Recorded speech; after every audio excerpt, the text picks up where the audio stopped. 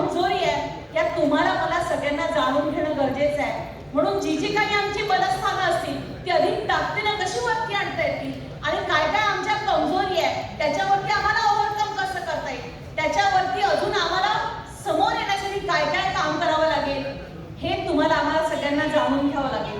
आणि मला आनंद वाटतो अशा पद्धतीने काम करणारी माणसं आता समोर यायला लागली. यातला एक बाप माणूस मंचावर बसलेला आहे, म्हणजे ज्यांचं नाव गरजेचं नाही आहे. बाप म्हटलं की रावसाहेब, बरोबर ना? हे समोर येतात आहे. आपल्यातला एक माणूस IT मध्ये काहीतरी शिकतो आणि मी शिकलेलं ज्ञान माझ्या पुरतं न राहता माझ्या ग्रामीण भागात ते जावं, तिथे मी ते ज्ञान द्यावं, ते ज्ञान घेऊन माझ्या मुलांनी त्या माध्यमातून स्वतःचा रोजगार निर्मिती करावी, स्वतःच्या पायात उभारावी हे स्वप्न बाळगतो. केवळ बाळगत नाही तर ते पूर्णत्वास आणतो.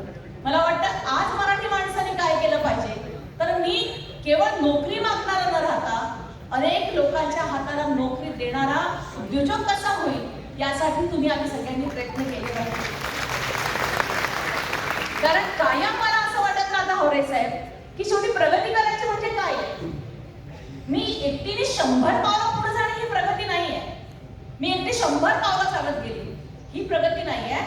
तर 100 माणसांनी मिळून 1 पाऊल पुढे टाकणं ही खऱ्या अर्थानं समाजाची प्रगती आहे. अशा अर्थाने प्रयत्न करणारी, अशा विचारांनी प्रेरित होऊन काम करणारी मराठी माणसं, उद्योजक समाजात पुढे येणं गरजेचं आहे. आणि मला वाटतं हाच खऱ्या अर्थानं मी उद्योजक होणार या फोरमचा उद्देश असावा. इथं बसलेला प्रत्येक उद्योजक, एक माणूस जेव्हा उद्योजक होतो तेव्हा तो फक्त एकटा उद्योजक होत नसतो, त्याच्या माध्यमातून हजारो माणसांच्या हाताला काम मिळतं.